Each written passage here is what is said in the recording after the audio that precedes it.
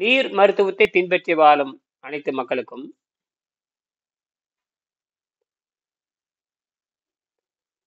நீருணவினால் எப்படி நாம் அகத்தூய்மை செய்வது, நீருணவு செய்வதன் மூலமாக நாம் எப்படி நம் உணவு பழக்கத்தை தற்காலிகமாகவோ அல்லது நிரந்தரமாகவோ எப்படி மாற்றி அமைப்பது. தற்காலிகமாக மாற்றி அமைப்பதனால் என்ன நன்மை, நிரந்தரமாக மாற்றி அமைப்பதனால் என்ன நன்மை? நான் கடந்த 25 ஆண்டுகளாக இதை பற்றி படித்தும் செய்தும் பின்பற்றியும் பிறகு சொல்லிக் கொடுத்து வருகிறேன். இதனால் எனக்கு நான் சொந்த ஆராய்ச்சியும் எனக்கு ஏற்படுகிறது. இயற்கையாகவே நமக்கு ஒரு சொந்த ஆராய்ச்சி இதில் வந்து விடுகிறது. நாம் தேடி போக தேவையில்லை. நம்ம உடம்புல இப்படியெல்லாம் பண்ணியிருக்கிறோமா அப்படின்னு இந்த சுய புத்தி சுய ஆராய்ச்சி வந்துடுது. நேரங்காலம் மிச்சமாகிறது. ஒரு நாளைக்கு 3 வேளை உணவு உண்ணும் பழக்கத்திலிருந்தும் காலை கடன் என்று சொல்லக்கூடிய அந்த வேலையிலிருந்தும் ஒரு நாளைக்கு 3 வேளை உணவு உண்ணும் பழக்கத்திலிருந்தும் அடியோடு மாற்றப்படுகிறோம். இதனால் நமக்கு ஒரு நாளைக்கு 9 மணி நேரம் மிச்சமாகிறது. இதெல்லாம் வைத்து நாம் கூடுதலாக ஆராய்ச்சி செய்யலாம், கண்டுபிடிக்கலாம். நோயற்ற வாழ்வே குறைவற்ற செல்வம் பெற வேண்டும் என்று சொன்னால் நாம் சுயமாக சிந்திக்க கற்றுக்கொள்ள வேண்டும். அந்த வகையில் நாம் இந்த நீர் மருத்துவத்தை, நீர் உணவை நாம் படித்துக் கொள்ளலாம். நீருணவு என்பது ரொம்ப ரொம்ப எளிமையானது, ஆரோக்கியமானது,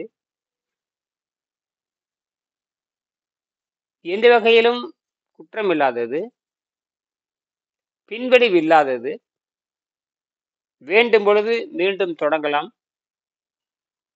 மீண்டும் விட்டுவிடலாம், எப்பொழுது வேணாலும் நிறுத்தி கொள்ளலாம். இதில் எந்த தடையும் வராது.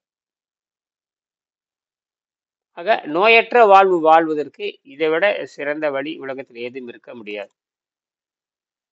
அது எப்படி செய்வது என்பது சுருக்கமாக சொல்லிவிடுவேன். ஏற்கனவே பல நூற்றுக்கணக்கான ஆயிரக்கணக்கான காணொளிகள் வீடியோக்கள் நான் பண்ணியிருக்கேன். டெமோ வீடியோ, தத்துவ காணொளிகள், செய்முறை காணொளிகள், வகுப்புகள், விவாதங்கள் என்று கிட்டத்தட்ட 6000த்துக்கு மேற்பட்ட காணொளி இருக்கின்றன. 4000த்துக்கு மேற்பட்ட 4100 பேர் மேல் பதிவு செய்திருக்கிறார்கள். சப்ஸ்கிரைப் என்று சொல்லக்கூடிய பதிவு செய்திருக்கிறார்கள். நம்ம நோக்கம் அது அல்ல. ஒரு மனிதன் இயற்கை அறிந்து வாழ கற்றுக்கொள்கின்றவன் தான் முன். இப்படி புதுசாக மனிதனுடைய மூளை மாதிரியே செயல்படக்கூடிய கணிப்பொறிகள், ஆர்கனாய்டு என்று சொல்லக்கூடிய கணிப்பொறிகளை கண்டுபிடிச்சிட்டு வர்றாங்க. மனிதனுடைய மூளை திசுவை செயற்கையாக வளர்த்து அது தானாகவே சிந்திக்கிற மாதிரி, வெறும் 20 வாட்ஸ் மின்சாரத்தில் வேலை செய்யற மாதிரி. இப்ப இருக்கிற செயற்கை கம்ப்யூட்டர்லாம் பார்த்தீங்கன்னா பல 100 மடங்கு அதிகமான மின்சாரத்தை கொடுத்துதான் அது வேலை செய்கிறது. ஆனால் இப்ப ஆர்கனாய்டு என்று சொல்லக்கூடிய அந்த ஒரு ஆராய்ச்சி என்பது ஆஸ்திரேலியாவில் அது செய்து வருகிறார்கள். அது அந்த மூளை திசுக்களை போல மூளை திசுவை செயற்கையாக வளர்த்து அந்த தகவலை நரம்பணுக்கள் எப்படி வேலை செய்கின்றன, எப்படி ஒன்றுக்கொன்றும் தொடர்பு எடுத்துக் கொள்கின்றன என்றெல்லாம் ஆராய்ச்சி செய்து இப்போ அது வந்துட்டு இருக்குது. அப்படின்னா நம்ம கணிப்பொறி, நம் உடம்பானது மிகப்பெரிய கம்ப்யூட்டர். இந்த கம்ப்யூட்டரை விண்வெளியோடு தொடர்பு வைத்துக் கொள்கிறது. மூளை எப்படி ஒரு கம்ப்யூட்டரோ அதே மாதிரி பெரிய மூளை, விண்வெளியில் இருக்கிற பெரிய மூளை, அதை நம்மோடு தொடர்பு வைத்துக் கொள்கிறது. அங்கிருந்து சக்தியை பெற்றுக் கொள்கிறது. இந்த உடம்பு சக்தியை பல்வேறு வகையில் உறிஞ்சிக் கொள்கிறது.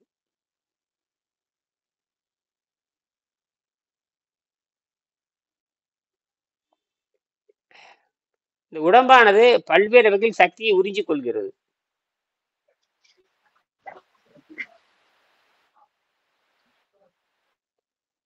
இந்த உடம்பானது தனக்கு வேணும் சக்தியை காற்றிலிருந்தும், நீரிலிருந்தும், சூரிய வெளிச்சத்திலிருந்தும், பூமிக்கு அடியில் இருக்கிற பூமிக்கு அடியில் இருக்கிற எரிமலை குழம்பிலிருந்து வரக்கூடிய கதிர்வீச்சிலிருந்து உடம்பு எடுத்துக் கொள்கிறது. இது பல கோடி ஆண்டுகளாக நடந்து வருவதை நாம் யோக பயிற்சியின் மூலமாக, யோகம் என்பது பரிணாமத்தை துரிதப்படுத்துகிறது. அதாவது பரிணாமம் என்பது மெல்ல மாறிக்கொண்டிருக்கிறது. ஆனால் யோக பயிற்சி பரிணாமத்தை துரிதப்படுத்துகிறது. இதனாலதான் நம்ம ஆரோக்கியத்தை விரைவாக பெறுகிறோம். ஆரோக்கியம் என்பது பரிணாமத்தில் இருக்கிறது. ஆரோக்கியத்தை பரிணாமத்தில் இருக்கிறது. நம்ம உணவு பழக்கம், அந்த மனதை மாற்றுவதன் மூலம், மனதை உள்ளபடி மாற்றுவதன் மூலமாகவும், மனதை சரியான வழியில் திருப்புவதன் மூலமாகவும் நமக்கு இலவசமாக அந்த ஆற்றல், நமக்கு அந்த ஆரோக்கியம் என்கிற ஆற்றல் நமக்கு கிடைத்து விடுகிறது. சில பேர் சொல்லுவாங்க, நான் நல்லவனாய் இருக்கிறேன், எந்த பழக்கம் இல்லைன்னு சொல்லுவாங்க. ஆனால் உணவு பழக்கம்தான் மனிதனை உலகத்துல மோசமானது. நல்லவனாக இருப்பது என்பது வேறு, ஆரோக்கியம் உள்ளவனாக இருப்பது என்பது வேறு. உணவு பழக்கம் இருந்தாவே அவனை அது கொலை செய்யும். நீங்க எந்த அளவுக்கு உணவை கடுமையாக குறைத்துக் கொள்கிறீர்களோ அந்த அளவுக்கு உங்களுடைய உடம்பில் நச்சுத்தன்மை, நச்சு நீர் சுரக்காது, கழிவுகள் குறைந்துவிடும், உணவுக்காக அலைய வேண்டிய நேரம் குறைந்துவிடும், 3 வேளை உணவு உண்ணும் பழக்கமும் காலை கடனும் உடனடியாக நீக்கப்படும். இவ்வளே பெரிய தத்துவத்தை இந்த உடம்பு வச்சிருக்குது. விரைந்து முன்னேற்றுகிறது, விரைந்து மாறுதல் தருகிறது. அதுக்கு நமக்கு உதவியாய் இருப்பது மனம்தான். இந்த மனதை, 3வது மனதை வைத்துக் கொண்டுதான் நம்ம ஆரோக்கியத்தை பெற முடியும். இந்த 3வது மனம்தான் கூட்டு மனம் என்று சொல்வார்கள். முதல் மனம் ஊதாரித்தனமாக பொருள் தேடு, வெறும் பணமே தேடு, பொருள் தேடும் வடிவம், பொருள் தேடிட்டே ஆரோக்கியத்தை விட்டுறது. பொருள் தேடுறது சுயநலம், பயங்கரமா சுயநலம். இந்த பொருள் தேடும் வடிவம், இன்ப துன்பம், பிறவி நிலை, சிதறுண்டு நிலை, கொடுமையானது. சுயநலம் அதிகமா இருக்கும். சுயநலத்தை உச்சகட்டம் தான் அதில் இருக்கும்.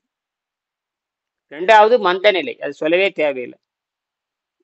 3வது தான் கூட்டு நிலை, கூட்டு நிலை. அதாவது ஏதோ ஒரு மையத்தை நோக்கி நகர்வது, ஏதோ ஒரு மையத்துக்காக செய்வது, அதான். அதற்காக தியாகம் செய்வது, பொருள் தியாகம் செய்வது, நல்லதற்காக ஒன்று கூடுவது, நல்லதுக்காக செலவு செய்யறது அந்த 3வது நிலை. அதுலதான் இந்த அறக்கட்டளை, நன்கொடை இப்படிலாம் வருது. ஒரு தானம், தர்மம் இதெல்லாம் அந்த மாதிரி தான் வருது. இந்த மாதிரி கலைகளை வளர்ப்பதற்கு எல்லாரும் இறங்கி வர வேண்டும் என்பதுதான் ஒரு இயற்கையான எதிர்பார்ப்பு. ஏன்னா இந்த உணவில்லாமல் வாழும் கலையை வளர்ப்பதற்கு உலகத்தில் யாரும் இல்லை. நான் கடந்த 15 ஆண்டுகள், 25 ஆண்டுகள் பேசியிருந்தாலும் கூட இன்னும் ஒரு வலுவான ஒரு அமைப்பு வரல. அது 2 பேர் இருந்தாலும் கூட எல்லாம் பத்தாது. உலகம் பூரா கொண்டுட்டு போகணும், கத்துக்கிறவங்களா கொண்டுட்டு போகணும், அதுக்காக அவங்க தியாகம் பண்ணணும். சும்மா வெறுமனே கோயில் கட்டுறது, வெறுமனே மடங்கள் கட்டுவது, இதெல்லாம் நடந்துட்டு தான் இருக்கு. எல்லாம் லட்சக்கணக்கில் செலவு பண்றாங்க. இதற்கு இன்னும் அந்த தைரியமும் துணிச்சலும் வரல. அது இயற்கையினுடைய இன்னொரு தன்மையாக இருக்கலாம். அந்த போராடித்தான் நல்ல வழியில செலவு பண்ணி, ஏன்னா எந்த காசும் நம்ம நிக்க போறதில்லை, எந்த பணமும் ஒன்று நிக்காது. இறந்த, அதாவது சாதாரண நோய்வாய்ப்பட்டவனும் அவன் எல்லாத்தையும் கொண்டுட்டு போக முடியாது. யோக பயிற்சியில் முன்னேறணும் எதையும் எடுத்துட்டு போக முடியாது. அவன் நல்லதுக்கு செலவு பண்ணணும்னு நிச்சயங்க, இந்த கலை வேகமா வளரும். எல்லாரும் தைரியம் வந்துடும். இதை சொல்லிக் கொடுப்பதனால், இதை சொல்லிக் கொடுப்பதனால் பொருள் ஈட்ட முடியும் ஒரு தைரியம் வந்ததுன்னு வச்சுக்கோங்க. சொல்லிக் கொடுப்பதுனால ஒரு குடும்பத்துக்கு தேவையான பொருள் வரதுன்னா அவன் வேற தொழிலுக்கு போக மாட்டான். இதுக்கு காரணமே அந்த நன்கொடை எண்ணம் குறைந்து போவது, அல்லது இதெல்லாம் காரணம் தான். யாரும் கத்துக்கிறது இல்லை, பயந்துக்கிறாங்க. ஓ, நமக்கு சொல்லிக் கொடுத்தா பணம் வருமா, திடீர்னு தொழில் விட்டுட்டு போக முடியுமா, இதெல்லாம் இயற்கையை ஏற்படுறதுதான். ஆக இதெல்லாம் வளரணும். ஏன்னா இது நிறைய பேர் கத்துக்கிட்டு, நிறைய பேர் சொல்லி கொடுத்தா தான், ஓ இப்படி ஒரு தொழில் இருக்கிறது. ஏன்னா இது இயற்கை, எப்ப வேணாலும் இது இயற்கைக்கு உட்பட்டது. கடைசியில இப்படி செய்ய செய்ய எல்லா நோய்களும் நல்லாய் விடுகிறது. அதுதான் இயற்கை நோக்கமே. உணவை குறைத்துக் கொள்ளுகின்ற அண்டம் சுருங்கின், அண்டம் சுருங்கின் அண்டம் சுருங்கும்னு வச்சுக்க பெருசு, அதற்கு அழிவில்லை. பிண்டம் சுருங்கின் ஆரோக்கியம் கிடைக்கும். பிண்டம் சுருங்கும்னாவே அந்த பிண்டத்தை சுத்தப்படுத்துகின்ற பொழுது சுருங்க வேண்டும். இதுதான் நாம் செஞ்சுக்கிறோம். இப்ப நம்ம பிண்டத்தை சுருங்குறதுனால நமக்கான இந்த ஆரோக்கியத்துக்கான செலவு அத்தனை நமக்கு மிச்சம். உணவு செலவு மிச்சம், ஆரோக்கியத்துக்கு செலவு பண்றது மிச்சம், கால நேரம் மிச்சம். ஒரு நாளைக்கு 10 மணி நேரம் நமக்கு மிச்சமாகுது. உணவு பழக்கத்தில் இருக்கிற உணவு பழக்கத்தில் இருக்கும் பொழுது ஒரு மனிதன் குறைஞ்சபட்ச ஒரு நேரத்துக்கு 2 மணி நேரம் செலவு கூட 3 வேளைக்கு 6 மணி நேரம் 7 மணி நேரம் செலவாகுது. அதெல்லாம் தெண்டம் அதில் நீக்கப்படுகிறது. அதனால நாம இதெல்லாம் புரிஞ்சுக்கிட்டு எதிர்காலத்தில் நாம் இதை அனைவரும் மருத்துவமாக மாற்றி அந்த வழியிலும் பொருளீட்டி காட்டினா மட்டும்தான் இந்த உலகம் ஏற்றுக்கொள்ளும். ஏன்னா இந்த 7வது பாடத்துல தொழிலா செய்ய சொல்றாரு. அப்ப அந்த தைரியம் துணிச்சல் வரணும். அப்பதான் இது பெற முடியும். சரி, இப்ப இன்னைக்கு என்ன படிச்சீங்க முடிச்சுக்கலாம். ஒரு 2 நிமிஷம் பேசி முடிச்சுக்கலாம். சொல்லுங்க. சரி. ஏதாவது இன்னைக்கு சொல்லுங்க. ஐயா அதே கொஞ்சம் எல்லாம் வாங்கிட்டு அந்த பசங்க கிட்ட கொடுத்துக்கிறேன் இன்னைக்கு அந்த லைட்டு ரெடி பண்றதுக்கு. பசங்களுக்கு 2 பசங்க கொடுத்துட்டு இருக்கிற பேர பசங்களுக்கு எல்லாம் ரெடி பண்ணிக்கிறாங்க வெளியே. சரி சரி சரி. வேணா பாருங்க. ஓ கத்துக்குவாங்க கத்துக்குவாங்க கத்துக்குவாங்க கத்துக்குவாங்க. அவங்களுக்கு தான்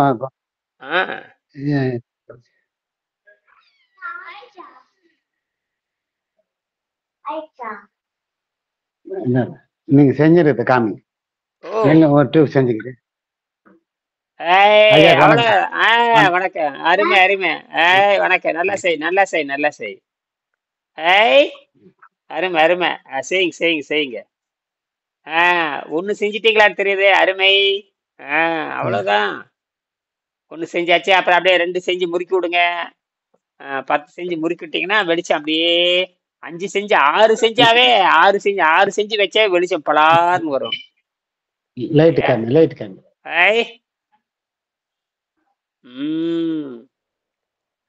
அருமை அருமை. எல்இடி அருமை அருமை. செய்யுங்க செய்யுங்க. 3 5லயே 6லயே எரிய ஆரம்பிச்சிருங்க. 6 செஞ்சாவே எரியும். 6லயே இருந்துரும்.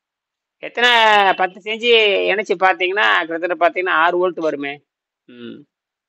பாருங்க 6 வோல்ட் வரும், 5 வோல்ட் 6 வோல்ட் வரும். அப்புறம் செம்பு கம்பியும் இரும்பு கம்பியுமா? ஆமா அவ்வளவுதான். ஆமா ஆமா காங்கிரீட் கம்பி. ஆமா அதே போதும். அதுவே உங்களுக்கு எவ்வளவு வருது? ஒண்ணு வச்சு பார்த்து எவ்வளவு வந்துச்சு? ஒண்ணு வச்சு பார்க்கும்போது இல்ல மல்டிமீட்டர் வச்சு பாத்தீங்கன்னா தெரியுமே. ஒண்ணு செஞ்சு மல்டிமீட்டர் 2 வச்சு பார்த்தா எவ்வளவு உற்பத்தி ஆகுதுன்னு கண்டுபிடிச்சிடலாமே. அது ஒன்னும் அதெல்லாம் ஒரு 5-6 செய்ய சொல்லிக்கிறேன். அப்புறமா மல்டிமீட்டர் வைக்கலான்ட்டு. அது சரிதான். உன்னை சொருகிட்டாவே 2 கம்பி சொருகினதுக்கு அப்புறம் சும்மா வச்சு பாருங்க. தண்ணி ஒரு சுடு தண்ணி ஊத்திட்டு 2 கம்பி சொருகினதுக்கு அப்புறம் மல்டிமீட்டர் வச்சு பார்த்தா முதல்ல எவ்வளவு வருதுன்னு பாருங்க. அதுதான். ஓகே ஓகே பாக்குறாங்க.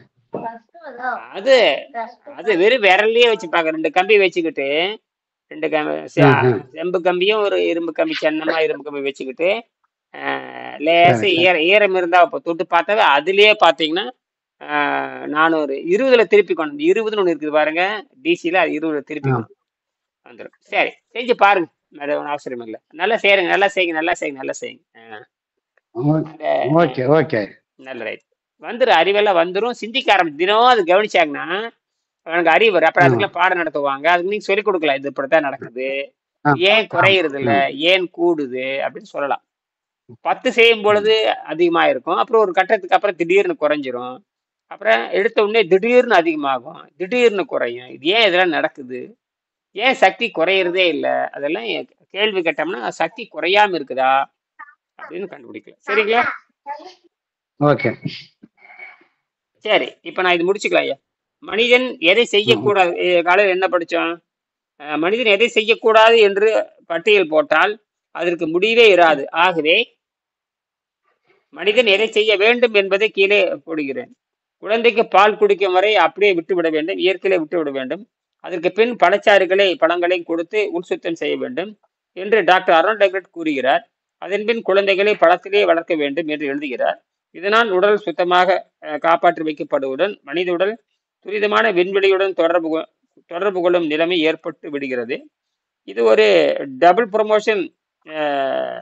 மகா பக்தர்களான துருவனும் பிரகலானதனும் சிறுகுளாக இருந்தபோதே மகா விஷ்ணுவை வரவழைத்து இந்த முறையில் தான். ஆகவே யோகத்திற்கு இளமை ஒரு தடை அல்ல. யோகத்திற்கு இளமை ஒரு தடை இல்லை. சிறுசுல இருந்து அந்த பழங்கள் மட்டுமே சாப்பிட்டு வந்தோம்னா அவனுக்கு மரணம் வராது. ஏன்னா அந்த வயிற்றில் உற்பத்தி ஆகிற அந்த காந்த நீர், அந்த செயற்கை நீர் நியூட்ரல் ஆகிட்டே இருக்கும். அதனாலதான் இயற்கை நமக்கு கனிகளை கொடுத்து, குழந்தைகளுக்கு கனிகளை கொடுத்து சுத்தம் செய்கின்ற பொழுது இந்த ஃப்ரீ ரேடிக்கல் இந்த காந்த நீர் வந்து அது ரொம்ப மோசமான விஷ நீர், அது ஒரு காந்த நீர், மோசமான காந்தம். அதுதான் மனிதனை சாவடிக்கிறது. அதுக்கு தான் இயற்கை என்ன பண்ணுதுன்னா கனிகளை கொடுத்து அந்த அது வந்து சாந்தப்படுத்துறது, அமைதிப்படுத்துறது, நடுநிலைப்படுத்துறது. நாம என்ன பண்றோம், நம்ம திங்கிற உணவு குழந்தை கொடுத்து நமக்கு வர நோயை அவங்களுக்கு உண்டாக்கி விட்டு போயிடுறோம். அது ஆமா. அது நான் இப்பதான் யோசிக்கிறேன். தானே நான் செஞ்ச தப்பு அப்படித்தான் இருக்கு.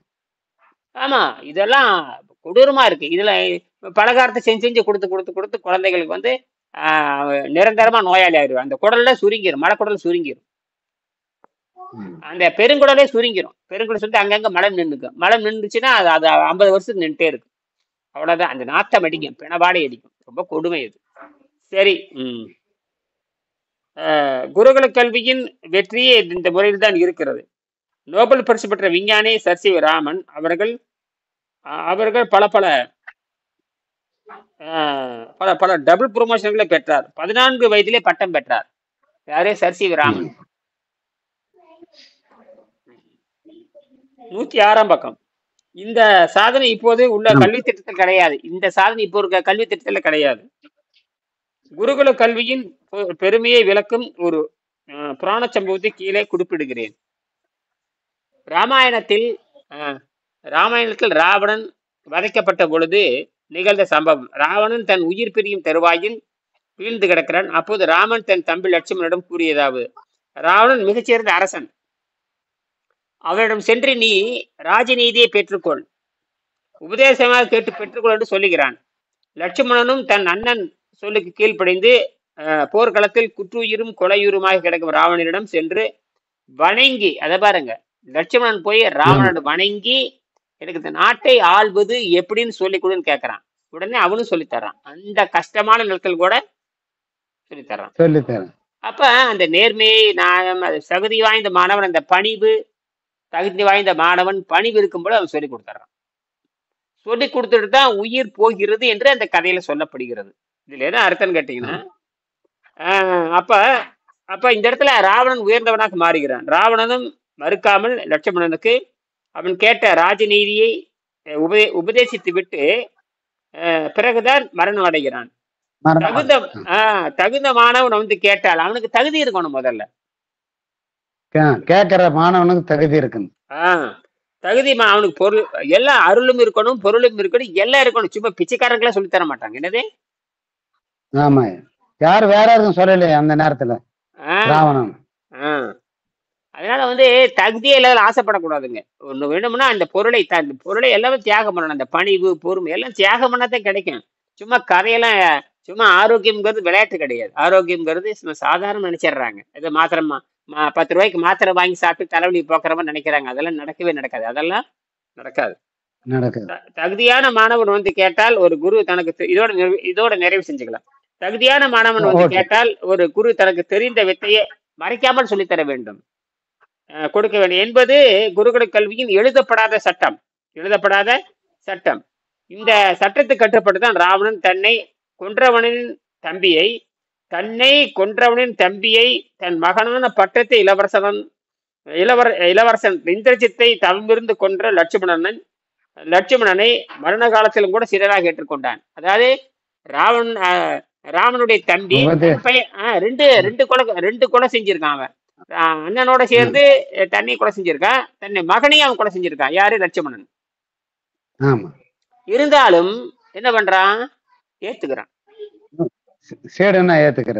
இதெல்லாம் வந்துங்கன்னா என்ன பொறுமை இருக்கணும், என்ன சகிப்புத்தன்மை இருக்கணும். சாதாரண விஷயம் இல்ல. இதெல்லாம் நமக்கு எதுக்கு நீதி சொல்லுது அப்போ? ஆனா அவன் தகுதி வாய்ந்தவனா இருக்கணும். அவன் ஏதோ ஒரு காரணத்துக்காக நம்மளை கொலை செய்யறான். அவன் என்ன தகுதி, ஏன் அப்படி பண்றான் அப்படின்னு பார்க்கணும். ஆனா அதே நேரத்துல அவன் பணிவோட வந்து இந்த மாதிரி சொல்லி கொடுங்க அப்படிங்க கேட்கும் பொழுது எல்லாம் மறைந்து போய் விடுகிறது. இதுதான் குருகுல கல்வி. இதுதான் குருகுல கல்வியின் பெருமை. இதோட நிறுத்திக்கலாம். மீண்டும் சந்திக்கலாம். சரியா? நன்றி.